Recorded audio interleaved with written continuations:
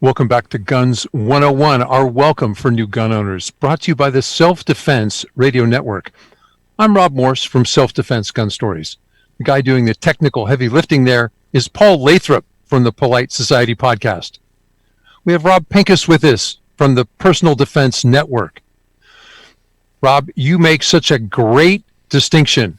You've trained thousands and thousands of new shooters, and you make the distinction that they ask you, when can I shoot? And you say, no.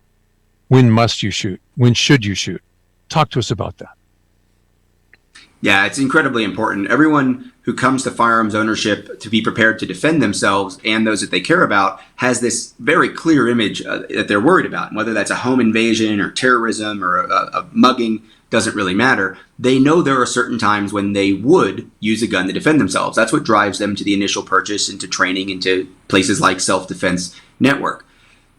What's important to understand is that once you have the gun on, it becomes very real. Once you have the gun in your home, it becomes very real. And outside of that one or two circumstances where you absolutely know, a lot of new gun owners ask the question, well, wait a minute, I need to know, when can I shoot someone? And I say, yes, I get the question. I understand where you're coming from, but let's not even think about it that way.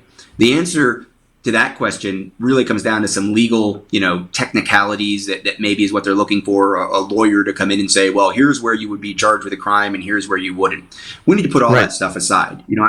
I teach all around the country. I teach actually all around the world. So the actual laws are different for a lot of my students. But what I tell them is the imperative to defend yourself or others is all the same. So we ask the question, not when can you shoot, but when should you shoot?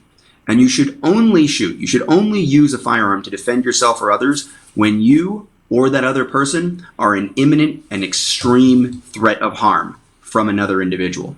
So when someone's threatening you, to me, it doesn't come to an equation. You'll see a lot of people talk about, opportunity and intent and all these very technical terms. I think it'll be very clear to you, and for the overwhelming majority of people that I've talked to who've used a gun to defend themselves, whether as a professional or as a private citizen, it's been very, very clear to them as well that they needed to shoot, that there was no other reasonable alternative. It really comes down to, do you have the opportunity to do something else? Could you just close a door and lock it? Could you just go around a corner?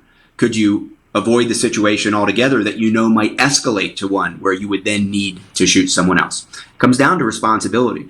Just because you have a gun, don't think of everything as a gun problem. The problems of personal defense and personal safety and family safety, they're very complex, and there are a myriad of ways to solve the problems, and even better, to avoid those problems in the first place. When you are carrying a gun, or when you have a gun prepared in your home for defense, you'll know that you should use it because you don't have any other reasonable option. And that is what is going to protect you in the aftermath. It's going to protect you morally. It's going to protect you socially. It's going to protect you legally. It's going to help you, obviously, with even the financial aftermath in terms of needing to hire a lawyer. Know that you needed to do it, and you're going to be in the right. If you have another option that doesn't potentially take another life and expose you to all that negative aftermath, take the other option. Oh, I think that's such a good point. Absolutely. When my partner and I teach concealed carry classes, they come in and we say, we're not going to talk about we're going to talk about when you shoot and when you run. And you're actually coming to a class where we're going to teach you how to run away. And if you can't get away, and if you don't have any other options, then we'll teach you how to stand and fight. But it's incredibly important. Yeah, that seems to be the point where you're at. So when you must shoot and when you have no other option. So what is your students' response to that when you start to roll that out? For a lot of people, it's a sigh of relief. Really, it's an understanding that they are now in the presence of a teacher and a group and an ethos when it comes to Personal Defense Network or ICE training or United States Concealed Carry Association. A lot of the organizations that I work with or that I've founded, we're really there to help people be as safe as possible at the 100% view, not just shoot really well. Right? I always kind of joke, my classes aren't shooting classes, they're about armed defense, but there's so much more to it than just being a good shooter. And part of that is the judgment. That judgment is aided by confidence, and the confidence that comes from knowing that you are part of a group of people, responsible American gun owners who take their personal defense seriously, who aren't the caricature of a lot of gun owners who aren't the, kill them all, let God sort them out t-shirt kind of people, right? And I think it comforts people to know that, okay, I get it. I'm glad I'm here. I'm glad I'm hearing this. Now, the intimidating part is it's not easy. Some people do want it to be easy. They want it to be, well, I heard if someone, comes onto my property and I'm in fear for my life, I can use my gun because of castle doctrine. Well, again, that comes down to can. What's the technicality, right? I get the people from Texas. Well, I can. So I heard if someone's stealing my truck in my front yard, I can shoot them because they're, committing a felony after dark or something. And it's like, well, I don't think you should. So it comes to the law. It doesn't come down to a black or white, easy question. It is a gray area, and it is a judgment. But I put a lot of faith in people's intuition, and I empower people to trust their intuition so that they believe that they will know when they needed to do it. And then in the aftermath, they'll be able to explain why.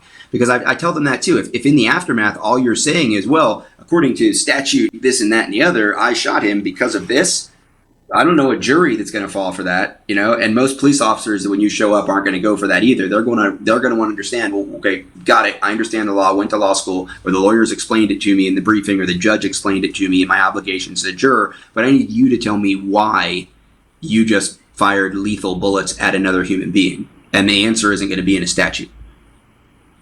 No, it has to be emotional. It has to be why were they in fear for their lives or their loved ones' lives. Rob? I'm with your students, Robert. To me, that is enormously comforting. You mean people take this really seriously, that this is a lethal tool, and before they use it, it has to be a problem of life and death? Yeah. That's us. That's what we're like. That's good news. Yeah, because people aren't buying a gun to get in a gunfight. They're buying a gun because they're fearful for themselves, their safety, their family's safety, and there's some comfort in knowing that others are like them, like-minded, and are concerned about all of these things and take it seriously. And it's not just, as you said, a caricature of, shoot them, drag them in the house, whatever the bad, punchline right. of some kind of a comedy cartoon is written of every gun owner, that none of us fit into that character. We really don't, and I think it's important. That's one of the reasons I encourage all the new gun owners to come out to a class or to watch videos like this, or to come to Personal Defense Network, to get into some of the community that really is like the subculture of all gun owners. That is the training community that takes defense seriously as a holistic thing, not just about the gun, not just about the shooting. Because you're going to hear this over and over and over again. It's not just me. It's not just my schools. It's not just my organizations. It's not just yours. It's not just the four of us here working on this recording. It really is a vast number of gun owners here in the United States that take this stuff very, very seriously, including the moral and emotional aftermath, the implications of carrying around a lethal tool to defend yourself.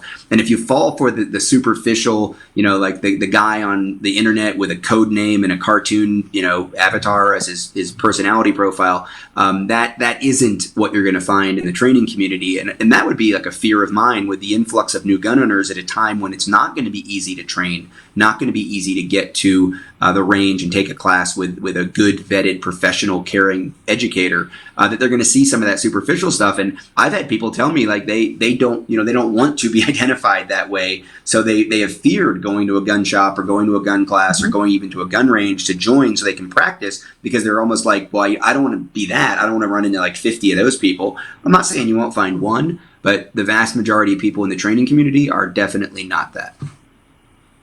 You're so right. You're going to find more of them on the internet than you're going to find in real life. So as they go to the gun shops, as they talk to people, they're going to find out that the people are much more like you and me and the lady that works at the bank and the clerk at the store than it is that the people that they see on the internet. So Rob Pincus, personaldefensenetwork.com. That's where you can find his videos. That's where you can see him in action, see some of his training stuff. Thanks so much for joining us.